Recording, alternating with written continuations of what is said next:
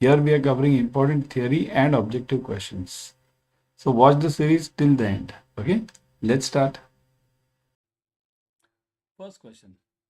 The liquidity risk of the bank arises from. So liquidity risk of the bank, of any bank. Liquidity means what? What do you mean by liquidity risk? It means that I don't have money at right time. That is very important.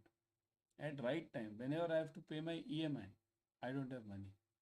That is a liquidity risk. Same thing about the banks also. Bank has to pay some bond holder. Okay. At that time, bank doesn't have the money. That is a liquidity risk. If some depositor comes for withdrawal, bank doesn't have money. That is a liquidity risk. So this liquidity risk of the bank arises from number one, funding of long-term assets by short-term liabilities. Long-term assets by short-term liabilities. What do you mean by this word? Suppose let's consider all these cases. Okay, let's consider all these cases. Let's say this is deposits. Here, liabilities means deposits, assets means loans. Okay. Now, case number A, funding of long-term assets by short-term liabilities means what? I'm having a deposit of 1 year and I'm giving a loan of 3 years. Will this create a liquidity risk for me? Just type yes or no over here. Huh? Let's see later. B1. Funding of short-term assets by long-term liabilities. So deposit of 3 years and loan of 1 year. Will it create a problem for me? Funding of long-term liabilities by short-term assets. C. Funding of long-term this is ab initio wrong. This is from start only wrong. Why? Liabilities funded by assets. Is it possible? Not at all possible. Assets are always funded by long-term liabilities. Means long-term or short-term. Assets are funded by the liabilities. So C is ab initio right, wrong. Okay, ab initio means from the start itself. We need not even discuss this. That is the point. Now the question lies between A and B. Between A, 1 year deposit I am having and 3 years loan I have given. So will it create a problem for me? Yes, it will create. Why? Because this guy who has deposited, this person will come to me after 1 year, but this person will pay to me after 3 years. So this will be a problem to me. What about B? If this person has given me a deposit of 3 years, this guy will come after 3 years, isn't it? This guy will come after 3 years, but this guy will pay me immediately after 1 year. So I won't have any liquidity problem over here because whenever this person comes, I can repay him back, him or her. Okay. So the answer is A.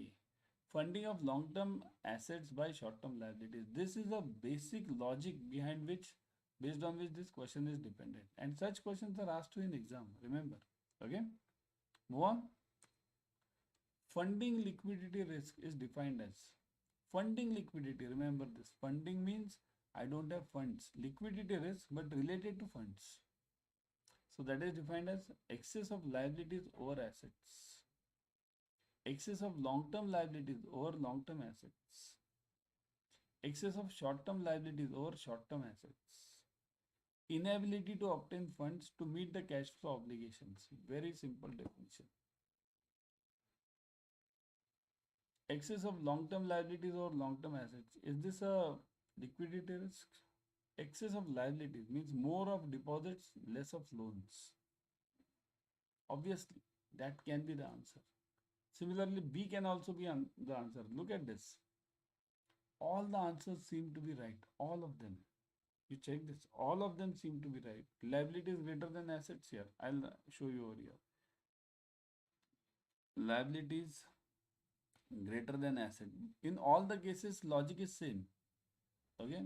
Liabilities are greater than assets here. Over here, excess liabilities over assets. Here, long term over long term. But after all, the same liabilities and assets. Short term over short term. Logic is same. Liabilities over assets. So logic is liabilities are more than assets. So definitely that is the answer. Whenever I have deposits of let's say 100 rupees, okay, and loans of let's say 70 rupees, okay, so will it be a problem for me as a bank? As a bank, do I have a problem in this case? Okay, just check your bank's ratios, your bank's loans and asset deposit ratios. Is it always 100 100? let's say this is 100, this is also 100. Is it always 100? No. RBI has given the term as your liabilities and assets should always be 70%. So this is right. Okay, assets will always be lesser than your liabilities. Always. Means basically loans will always be lesser than your deposits. Of course, the ratio is matched so that the rate of interest NII is not affected much. So the correct answer is this: inability to obtain funds to meet the cash flow obligation. That is the correct answer. Okay. So funding liquidity risk is defined as inability to obtain funds to meet the cash flow obligations. Okay. Liquidity risk in banks manifests in different dimensions. Which are these? What do you mean by this? Manifest means comes. It comes in various ways. Okay. It comes in various ways. Dimensions means ways. Let's keep words simple, isn't it? So liquidity risk in bank comes in different ways. What are these? Funding risk arises from the need to replace net outflow withdrawal and non-renewal of deposits. It can be. Just answer. Think over it and answer. Fine. Here, CAIIB is not like JIB. Just you got the answer, tick it. No. Here you have to think. Funding risk arises from the need to replace net outflows.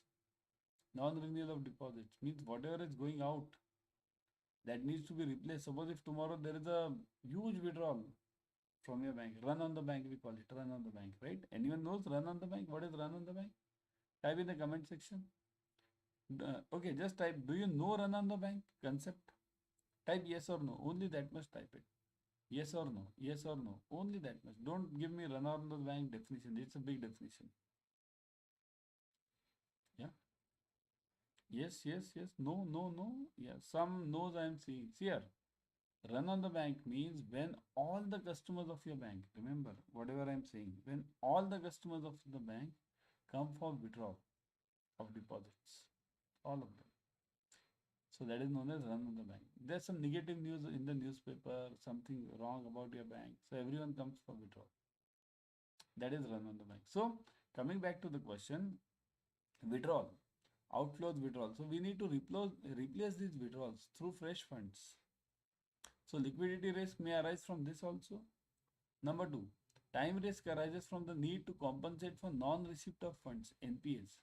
Means basically, suppose if I've given a loan, so what is my logic? The logic says that that person will pay me the EMI, and or CC if given that person will pay me the interest, and that interest I'll use it for paying to the depositors.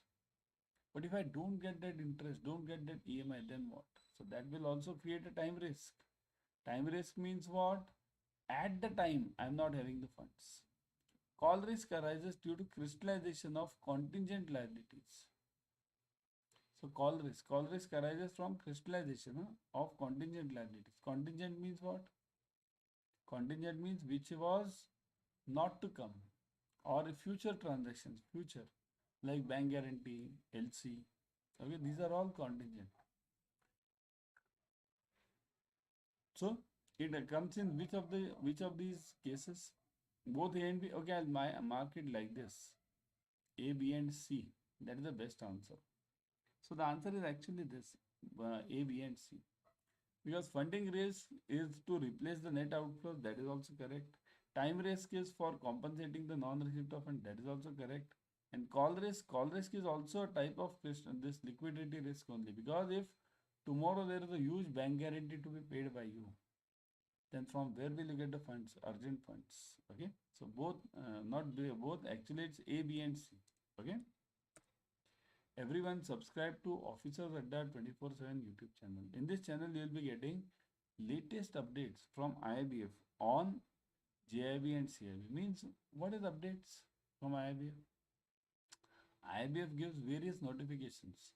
Like now it's exam time. So it will give certain notification that this exam time changed, that exam time changed, this subject's portion is this, something has been added over here, something like this they'll give. So these notifications are explained on this channel immediately. Officers Adda 24/7. Also, you get free YouTube series. Here, right now, what are you watching? You're watching the same free YouTube series. So you get a free YouTube series on the channel for all the subjects of JIB and CIB, all. Okay. So that's why subscribe to it, click on the bell icon, click on the like button, share it with your friends. Okay. When an asset maturing where an asset is maturing in 2 years, the liability risk will be, suppose if any asset means loan is maturing in 2 years. Okay. 2 years means what? I have given a loan and that guy or girl will be paying me after 2 years. Okay. So what is the liability risk? Now look at this liability risk. Means what risk will I face from the depositor's angle? Basis risk, yield curve risk, gap risk, embedded option risk. From the depositor side, I'll face this risk, depositors, embedded option, right? See here, if this asset is maturing in 2 years, means there is a loan. Let's look at it this way, loan, okay? If this loan is maturing in 2 years, this deposit, I may face a deposit. Here, I have to fund this loan by this 2 years. So what I have to fund is, I have to see to it that I have sufficient deposits for this loan. But if these deposits get matured, FD gets matured, there's a withdrawal, then will I get the same FD of the same amount afterwards, if after the withdrawal? Will I get the FD of the same amount at the same rate? That is known as embedded option risk. Embedded means what? Anytime it can withdraw. Suppose if I need this 1 lakh rupees over here and this 1 lakh is withdrawn from here, depositor's angle, then my balance sheet is in a problem. So embedded option risk means there is a chance of withdrawal of FDs, withdrawal of savings deposits, plus there is a chance of repayment of these loans also. Now this is from the loan side. Somebody repays these loans. So embedded option risk is for both the sides, loan also and deposit also. Here we are talking of liability, deposit side. So that's why it's a main embedded option risk. The risk of adverse variance of mark to market of change in the market price of the interest rate instruments, equities, is called. So mark to market. What is mark to market?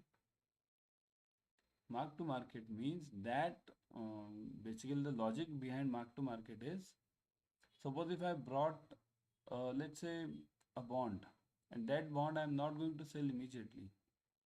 But mark to market means what? Whether if what is notionally I am gaining some profit or not in that. That's the meaning of mark to market. Suppose if let's say you have brought a flat, you have purchased the flat right now, you have brought it at let's say 30 lakhs. Now the flat is giving you around 50 lakhs. So this is what this difference is known as notional or mark to market. Notional or other name is mark to market, M to M. Okay, M to M means what is the rate at which I had brought and what is the present value of my security. Okay. So risk of adverse variance of mark to market value of change in market price in the interest rate instruments is called as price risk, market risk, translation risk, both A and B. What is the answer? Let me get it from you now. I'll explain you, not an issue. But let me get it from you first. It is both A and B. Price risk and market risk, both. Because here market price risk is actually a part of market risk. And price risk arises because of the interest rates. If the interest rates go up, interest rate goes up, then the price of the bond will go down. Price will always go down. Price. Okay. So this is basically the logic behind this. Which of the following is not a market risk? Not. Okay, not a market risk. Compliance, transaction, legal, all of the above. Let me think. Type fast in the comment section. Which of the following is not a market risk? Not. Market risk means what? What is a market risk? Market risk means that risk which is not in your hands. Not in your hands. Okay, keep it very simple language. Okay, not in your hands. Russia-Ukraine war, not in your hands. Then the COVID situation, not in your hands. right? RBI changing the repo rates, not in your hands. So this is all market risk. So which of the following is not a market risk? So compliance risk. Compliance means what? Submitting the returns or submitting the consent documents to RBI. It's in your hands. You have to follow the compliance. So it is not in your hand, right? Not a market risk. So it is, I'll write it not a market risk. N. Transaction risk. Transaction means whatever transaction I'm doing, I must maintain precautions in that. So there's no market risk. External forces are not acting on this. Legal, again, it's a part of this transaction risk only, right? Means basically operations risk. These are all operations related risks. So this is not a market risk. Answer is all of the above. Okay.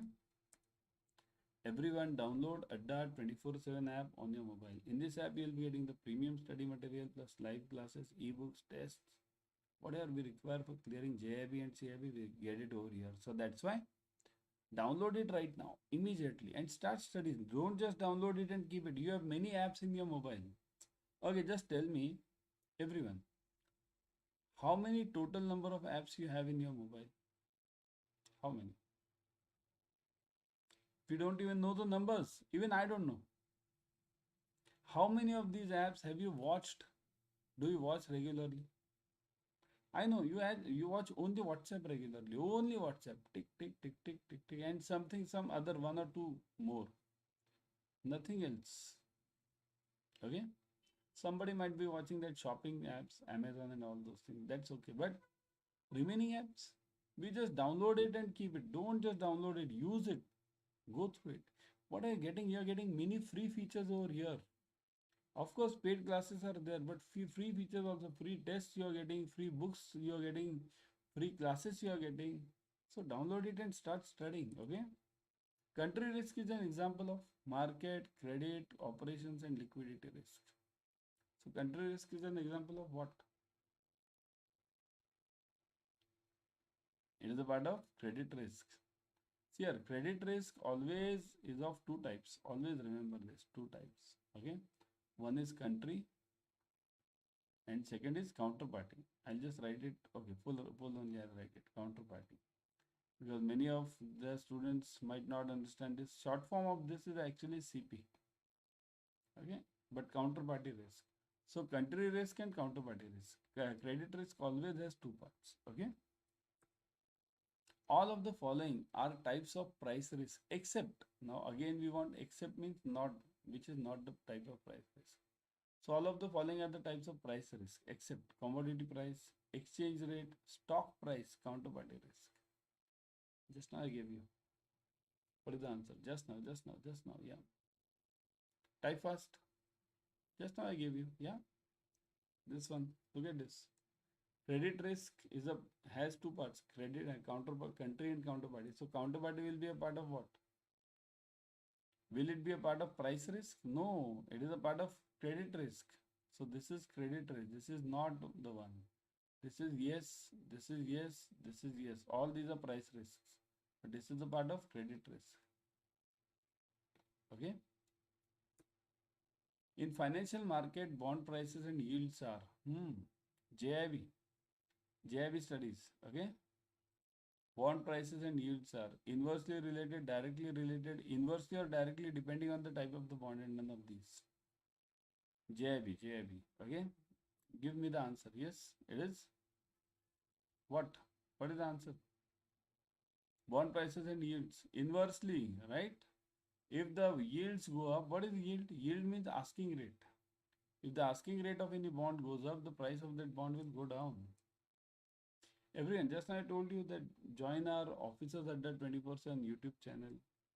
But how to join it? Sure, we are having three important channels. One is on Telegram, second is on YouTube, and third one is on Instagram also. Scan this QR code for this blue one for this Telegram, this black one for this YouTube, and this one for this Instagram. Immediately pause the video, scan this. So that was the YT series for you. Now before going, let me tell you, join the batches immediately, paid batches. Recently started. Okay. For joining, click on JIB and CIB. Go to Adda 24/7, click on JIB and CAIIB. I will always suggest you to go through the app. In the app, you are getting 1% extra using the coin systems. So click on CIB 24. Here you will see the batches. Click on View All. Okay, you will see the resolution batch over here. See this resolution batch, resolution. Okay, click on the CIB resolution batch, June 24.